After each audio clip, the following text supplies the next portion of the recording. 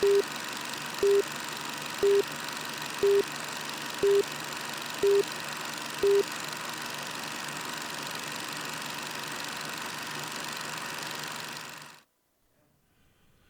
and welcome to this edition of Let's Talk. I'm Mike Fitzsimmons, and we're talking politics, and we have a gentleman here who wants to be elected governor of the state of Washington. His name is Cameron Vessey. Cameron, welcome. Hello, how are you doing? First question. What prompted you to do this? So, I've never had any ambitions for political life. Yeah. But it was all timing, right? Because I didn't even really know about Jay Inslee until the COVID really started hitting, right? And I didn't care for the way he was, everybody panicked at first, right? Everybody did, the whole world did, right? So we as good citizens, when our government asked us to, social distance and stay at home and close our businesses, almost everybody did, because Americans are good people, right? Okay, well, our government should be of the people, by the people, for the people. Like, we all know that.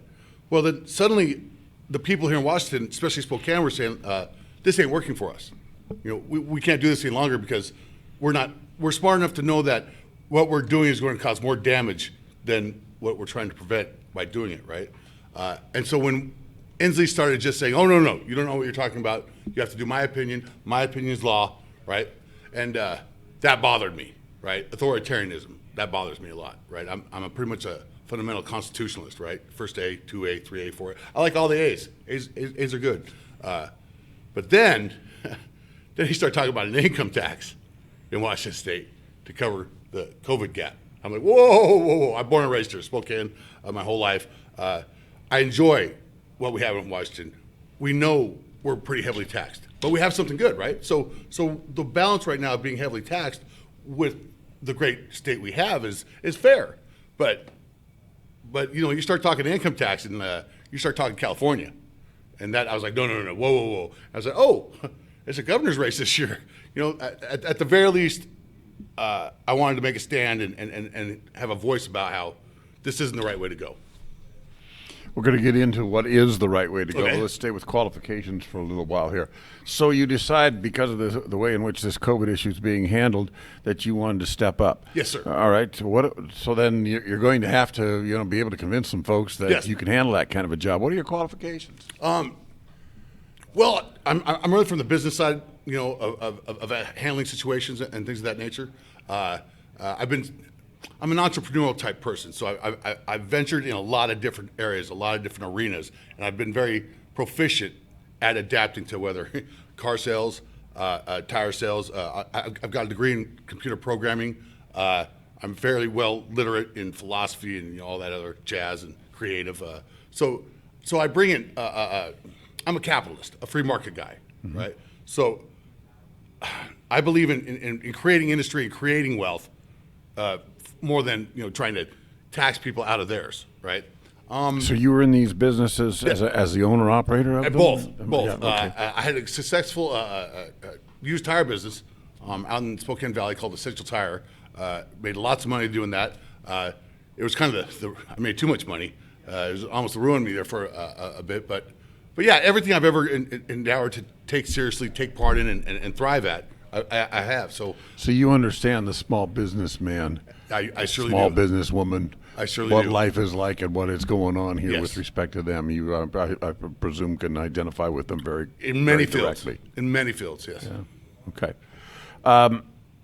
In terms of your background, you mentioned that you are a computer programmer. I've got a degree from SCC, Spokane Community College, in software development. So I definitely understand more than the average person. And of course, being of my generation, Generation X, I was the first kid that had a calculator watch, with the little buttons on it, right? So I've been dealing with computers my whole life. So, What are the key issues as far as you're concerned? Obviously, you got brought into this thing because of the current governor's handling of COVID and the concern that you had about him being totalitarian about the process and do it my way or the highway, right? Mm-hmm. What are the other issues you see here? First, it's a problem. They're acting like there's been enough time to appropriately analyze the data we have, and it's It's just not, it's too soon. People who are trying to say, well, we know this, don't know what they're talking about. They're trying to sell you something, right?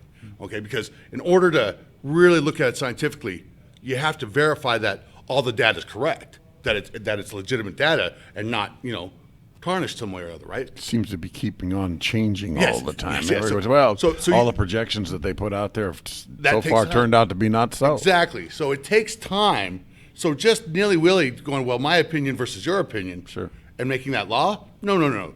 If we don't know quite what's going on, but we know we need to open things back, then I think it should be a local thing. Because Seattle, so COVID, the sunlight's great for COVID. If you notice the states that are doing well, they're Texas, they're California, they're Florida, New York, people want to blame Como, which that's fun. That's fun, but it could be just it was colder weather, and so COVID, like the flu, was just, more contagious. So over here on the coast versus Seattle, we might want two different strategies on how to open up and be safe. So no one size fits all. Exactly. Is I that love what Inslee is trying to sell? One size Government, fits it all. government, Okay, tries trying to, to do that. government tries to sell this one size fit all, and that's a big thing with me. What would you do differently? How would you go about it if right now, suddenly Inslee's out and Vessey is in, and it's your responsibility on this day? What are you doing? Well, first I say it's your choice as a business, and it's your choice as a private individual, and then local, and because we're smart, we don't need to be led by like we're sixth graders or something. If my family's struggling, I should have the choice to go out and provide for my family, and if you're okay, right, and you can work from home, maybe that's an option for you, and you want to do that, hey, that's okay too. And if Costco wants to make you wear a mask to come in, that's okay. That's their choice. That's protecting their customers. I can find somewhere else to go.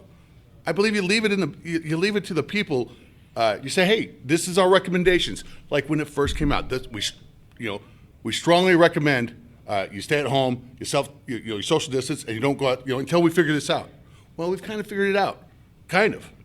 So And at one time, however, they told us you don't need to wear a mask. Even the WHO said you don't have to have a mask. And then the next thing was, well, masks maybe. And now masks are mandatory. This in is Washington important. State. This is important to remember right now. This is for you guys. Just nothing to do with the election. Disposable mask. I put it on, right? I throw it away. I get a new one. That's good. But you got these masks they're buying in the stores, right? So you put this mask on, you breathe COVID into it, or you got COVID on the outside of it. You take it off, you wash your hands, okay, right? Maybe. I don't see everybody washing their hands after they take it. But that mask they now put back on their face, they've touched it again, it's got COVID. It's like a locker for COVID.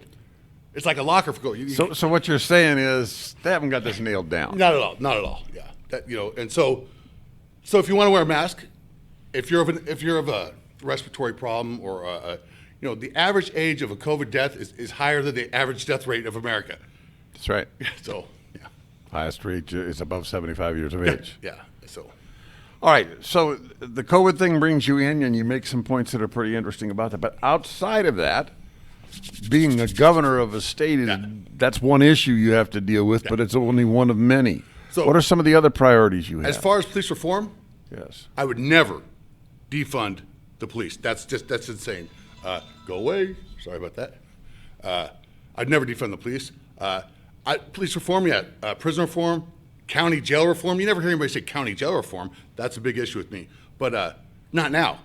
That we need to prioritize and say, okay, well, yes, we hear you, right? Black Lives Matter. Yes, we hear you. Minorities. Yes, we have certain problems we can address with the police, definitely, but not right now. We have COVID.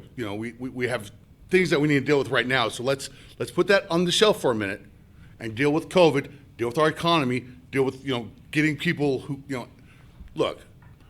The needs of the many outweigh the needs of the few or the one. And as a government official, you have to keep that. Hey, I like my minorities. We need to take care of them best we can, but we have to think about the majority of people and how to help them the best. That's where one size fits all government policies help.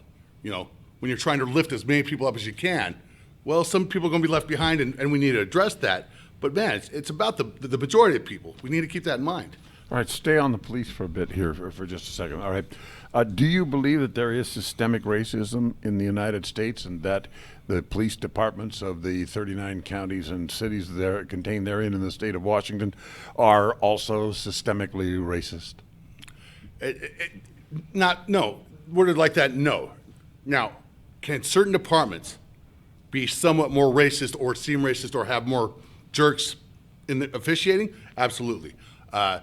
It's too much of a us versus them environment, black, white, it's a class issue. It's not a race issue. The policing is a class issue of the poor, of the really poor, of the drug addicts, it's a class issue where if you're driving the right car, if you have the right look, cops aren't so quick to go to their guns. But if you have a certain look because of a certain class, not of a race, but of a class, well, they get a little nervous. If you look if you look a certain way, which rightly so, but it's not as much about race as it is class. Where do you fold in the issue of probable cause? I mean, if you're going to arrest somebody, you have to have probable cause. You have to have a reasonable belief that a crime is being committed, was about to be committed, or has been committed. Yeah. It's not just you see somebody drive by, go pull them over. Right. I mean, it doesn't work that way. Right. There has to be probable cause. These folks. No, there doesn't. So here's there doesn't have to be anything. They can do what they do. Laws don't matter in situations. They matter overall. A cop can do whatever they want to do. Well, that's really not so. Well, if nobody's there to say he didn't. Well, that's the he said, she said part. Right, But what I'm saying to you is that there has Okay. to be, the probable cause is there has to be a reason for pulling somebody over. And if indeed cops could do anything they can do, then they're basically on a power trip, and they're basically interested in essentially asserting their will over other individuals, even if. Do you believe it's easy to be a cop? Do you believe? No, not at all. So if it's not easy to be a cop and it takes above average people to be cops, maybe we got too many average people that are becoming cops for all the right reasons, but they're not able to handle the intensity, and that might be the problem. Isn't that a matter of training? No, you can't train certain things out of people. Like there's a personality. We all have certain personalities, right?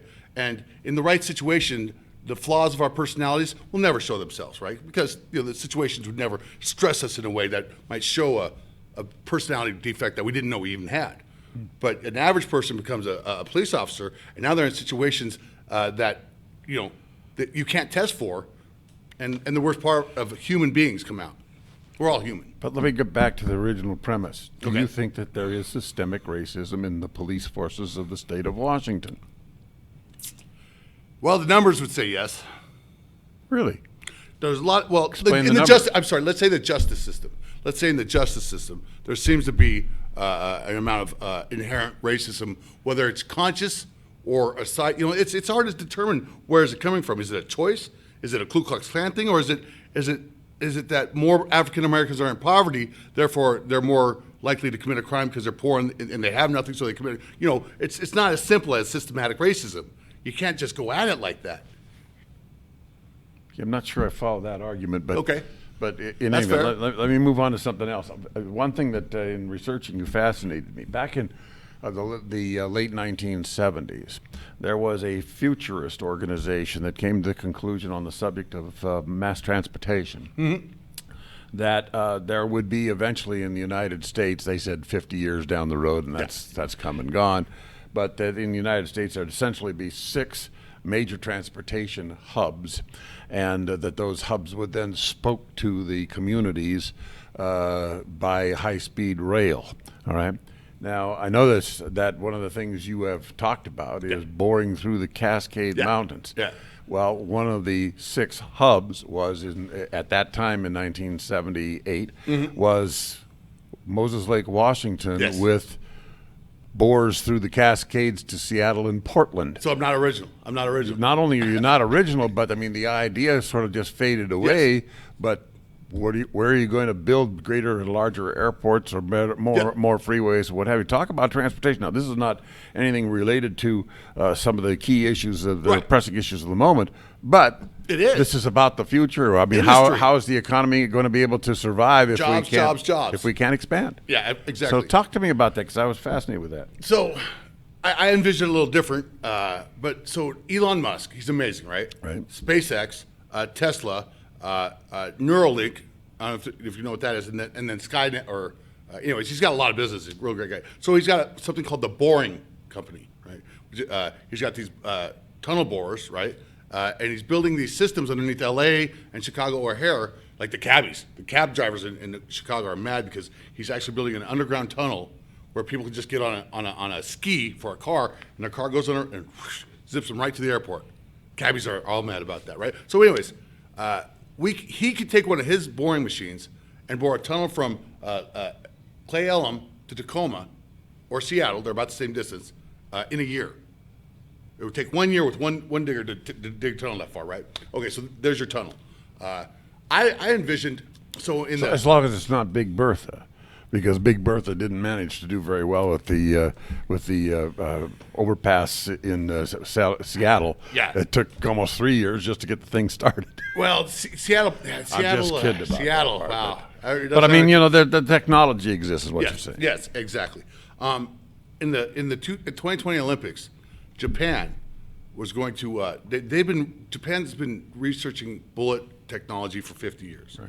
So they're going to open up with their brand new bullet train, which says 375 miles an hour, and it's how many passengers? Like you can put like 240 passengers on it. So that's a lot of passengers on a very fast train. So I didn't see Moses Lake because I'm a visionary guy. I saw connected Seattle to Boise, Idaho, and Spokane to Portland, and then having the hub at Tri-Cities. So it moves it down a little bit. It's a variation of it, but it's the same concept. Yeah, right, exactly. Because I have other plans for Moses Lake. Yeah, Washington State Space Agency. So that's where the spaceport would be. Right. And so I just saw something in the news about the Space Force, right? Trump's Headquarters. I'm not trying to be involved in the military. I'm an industry guy. Mm-hmm. I like making money. I think everybody should make more money. I think it's fun. It takes drive. It takes and so why if the federal government can have a space agency and Elon Musk can have a space agency and Jeff Bezos can have a space, why can't Washington State citizens have their own space agency, right? They could. Yeah. Would that be a priority, though, as far as expenditure by the legislature? I think it would be a pretty hard sell. Well, what if we went to Jeff Bezos? I said, Jeff, loan me $5 billion, and I won't ever tax you again. And I'll even pay you back the $5 billion. You'd have a little problem with constitutionality. Well, but there's ways of negotiating. So here's my opinion about rich people, because I know some very well-off people and stuff like that. They don't like to be taxed. But, man, if you ask them for money, they're usually more than willing to give it to a good idea, to a good cause. If you just ask them, right? So I'm more about asking our well-off, to help out more than to say, you have to, this much, because I said so. I don't really like that type of attitude, But if you ask them, they're really generous. Most rich people aren't the evil type of people that, they're actually hardworking. And if you ask them for a good cause, they're usually more than happy to help. So we're talking a little philosophical stuff here. Yeah. Let's get back to the practical, if we would. Yes, sir. We have a democratically controlled House and Senate in Olympia. Mm-hmm. We have a Democratic governor. Yeah. We have a heavy population that skews Democratic in the most populated counties of Western Washington. Yes, sir. How are you going to overcome that and defeat Jay Inslee? Well, let's hope he defeated himself enough. Let's hope that he's made enough mistakes that everybody can agree on that maybe it's time for a change. The reason I'm not conservative, I'm pretty conservative, but it's because innovation is how I believe innovation can get us over a lot of different humps, whether it's innovation in prison reform, right? Like look up Germany prison system, right? It seems to be working really well, even though Americans would be like, whoa, it might be a little hard to adjust to, but there's different ways of doing things that may or may not scale, but American innovation, whether it's in prison, whether it's in police, like millennials. Look, we're hard on millennials. We all have been. We know the millennial jokes, right? But I've met 3 millennial cops in the last year and a half, and they were delightful. I mean, because I might have gotten in trouble with the law once or twice. So I think one of the greatest things the millennials can do is bring this compassion to the police force that might be reformed by osmosis.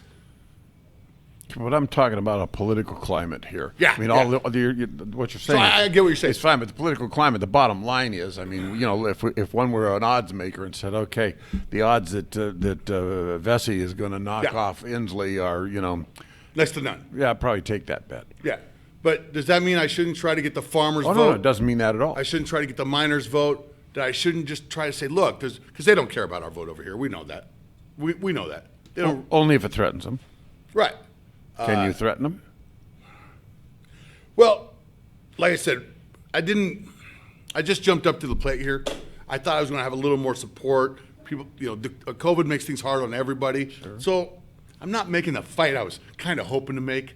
But so, yeah, the reality of it is there's almost no way, unless I get some sort of big time backing from, some industries or some associations or, Where is your support coming from at this point? One-man show.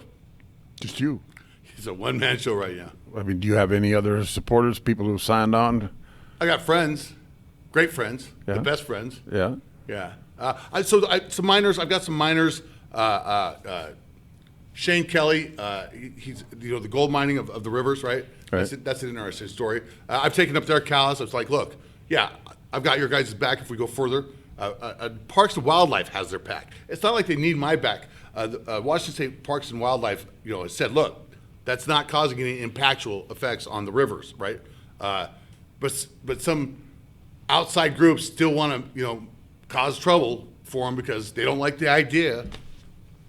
I have very little backing. That's all. Obviously, it's going to take more than that. Yeah, obviously. I mean, and are you a one and done? If I don't win this shot, I disappear off into the wings of the theater and never to be seen again?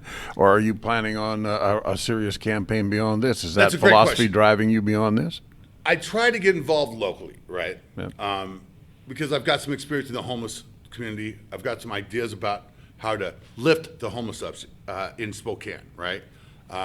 But Spokane, for the most part, our city council, which I like all of them, they're all great, but they're kind of left-leaning city council, right? And they're like, well, thanks for your opinion, but we don't want you on our team. And I was like, I felt like I could really help our local homeless problem, and frankly, anyways. And I just kept running into doors. So it's very hard when people are territorial about their causes, and they don't. If they're really about helping people, then you should be listening to every idea about how to help people better that you can, not my way or the highway type things. And yeah, it's difficult. So I don't know. The only other thing I'd want to be is a city council or a council member for Hilliard, where I was born and raised, right? But Kate Burke's a great gal. I really like her. I don't know. I haven't looked that far out, to be honest. Why did you pick governor? It was available.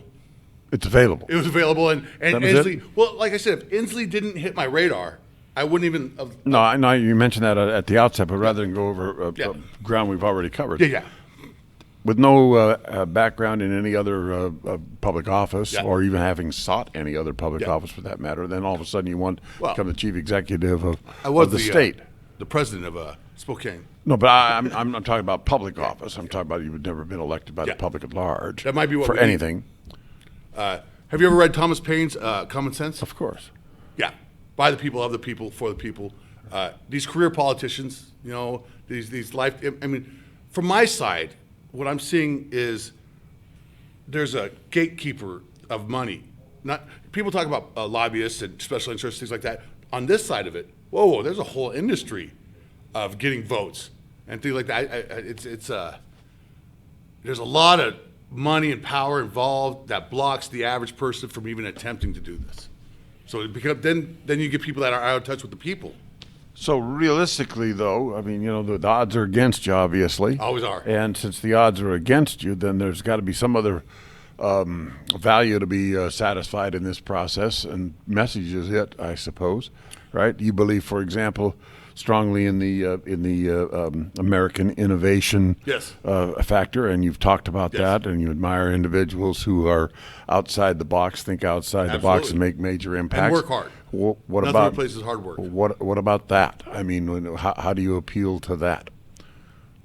Well, I believe that lower taxes create more tax revenue.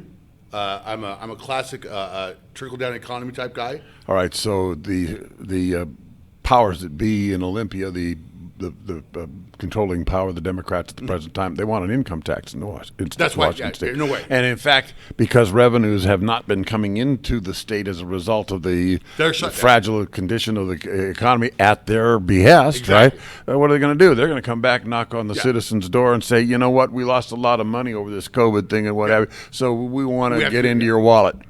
What about that?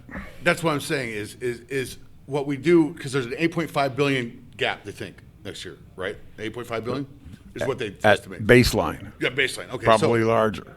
So what I would do is, well, I do have an idea about property tax, and I'm not a tax guy. I don't know a lot of the code and laws, but like a temporary 3 to 4 year property tax that starts off at 0.04%, not 4%, but 0.04%, and then it starts at like $300,000, and every $100,000 it doubles. So it goes to 0.8%, then it goes to 1.6%, then it goes to 3.2% on property taxes for so that the very rich who have all these properties, like 20-room homes and stuff like that, right?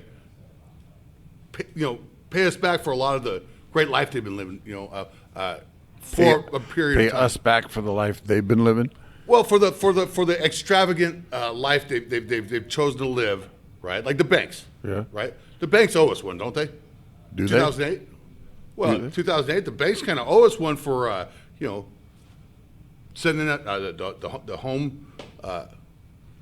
So whether you want to blame it on loaning to lower income people, or that the mechanisms Alan Greenspan said, well, nobody went to prison for that.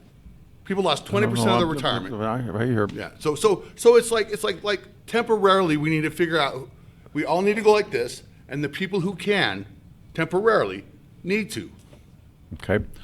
We only have a few minutes left. Okay. So I'm going to ask you some fast questions here. First of all, you've got a little. All right. You got a little technology to show us here. Okay. So to pay these fine people here, I'm a little short on my rent now, which is okay. I made the choice. But if you want to help me out, take your little Q-bar reader, and that's my PayPal account, and. Hold it up there long enough for somebody to do There's it. up here. There's a PayPal portal. Cameron, I don't know, at wixsite.com. Okay. And that's got a donate button to PayPal. You could just hit it. It'll be right there for you. That's of course a Bitcoin address. I can use You have a website. I do. All right. And how does one access that?